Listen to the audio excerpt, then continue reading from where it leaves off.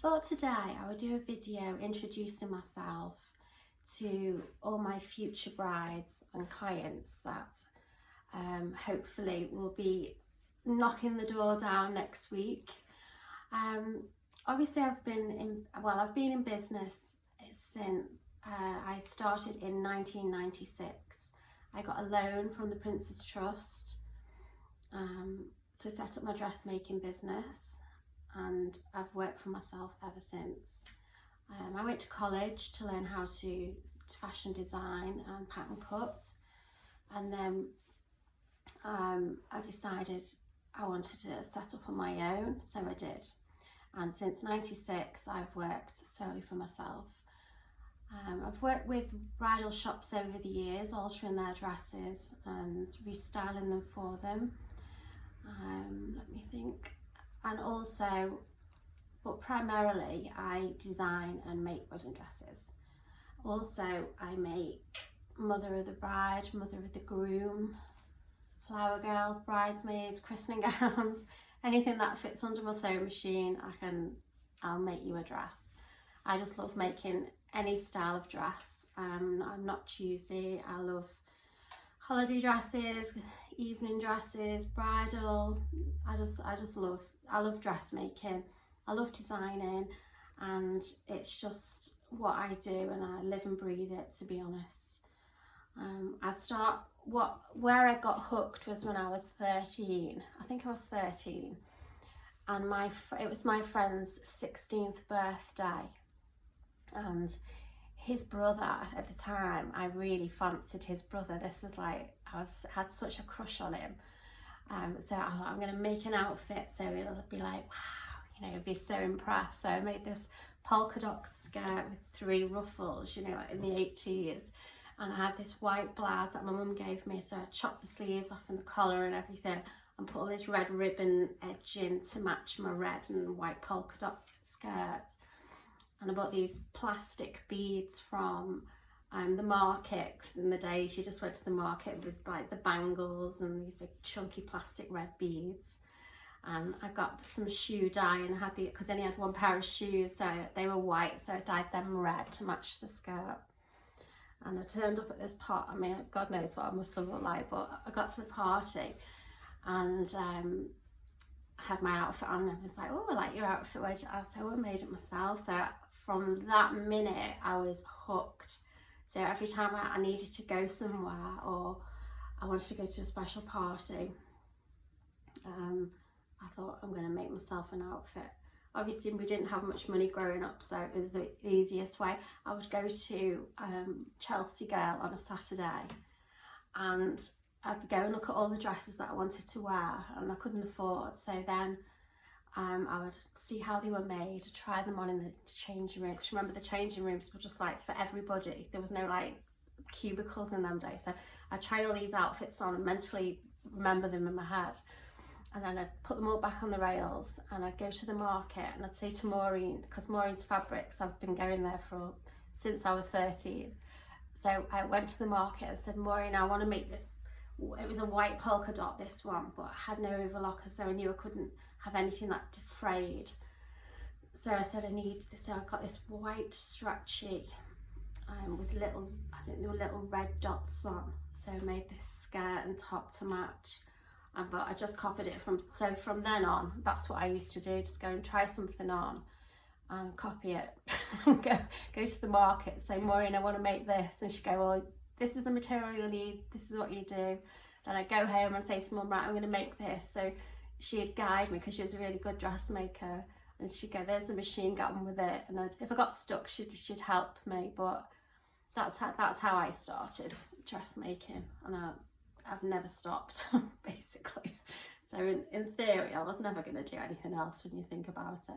I went to college to do design. I was going to become a designer. I was going to be Donna Karan. I was going to take over the world, and then it just wasn't for me. I missed dressmaking. It's a stupid thing. I just missed dressmaking, and it's not really encouraged that much at fashion school. It's more design, industry. The factories make it up for you, not you, and I just thought, no, I don't want that. It's just not for me. So I decided to then set up on my own. Obviously had no money, so I applied for the Prince's Trust, and the Prince's Trust awarded me a grant, a loan. I got a loan, and I was married at the time, so I had 2 little children. They're only 2 and 3. So I got the loan, set it all up, and that's it. No looking back. I mean, I've moved various places, from working from home. I even worked in a big shed at one point in the garden, so that was quite cool. And then we owned a dry cleaners, so I worked from the back of the dry cleaners, and then I took the business back home again. But eventually in 2015, I got my own little shop in Ainsdale Village, where I did dressmaking. I've always done dressmaking.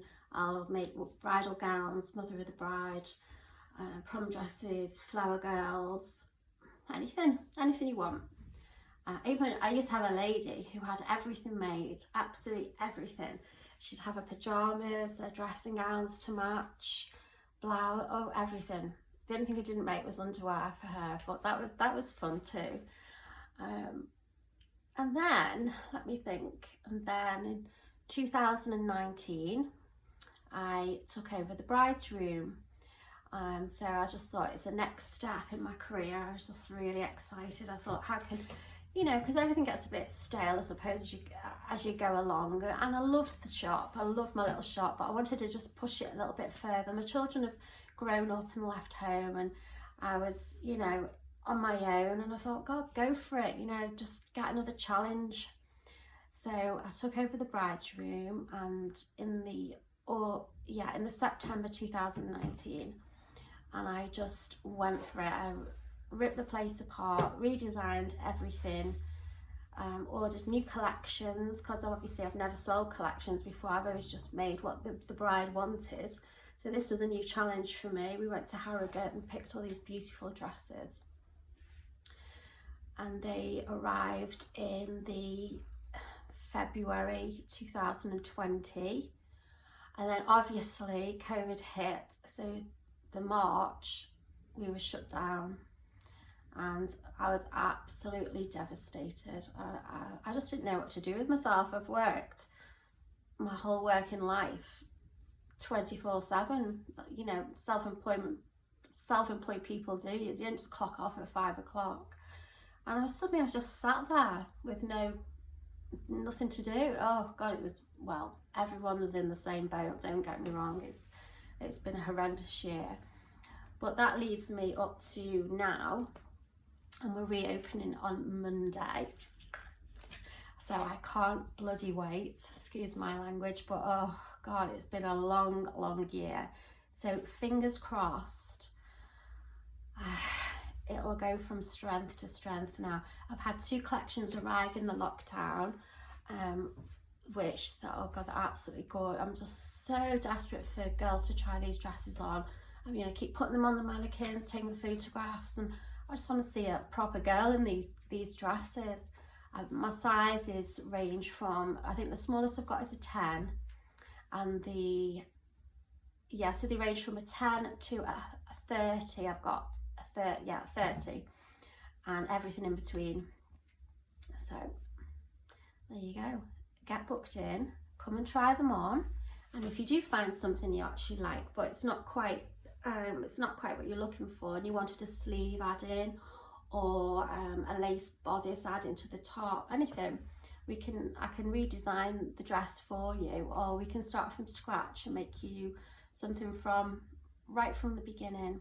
The design process, everything's made especially for you. You have your own pattern made, everything's made to measure, and we work along the way till we end up with a product, with a dress that it's your dream dress.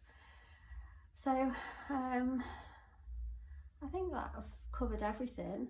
But I do actually alter bridal gowns. I do alter bridal gowns, any gown, wherever you've purchased it from, I don't mind. So if you need any help in that department, just give us a ring. You can come in and bring your dresses in, and I'll get them all altered, and we can steam them for you, so that saves you a job.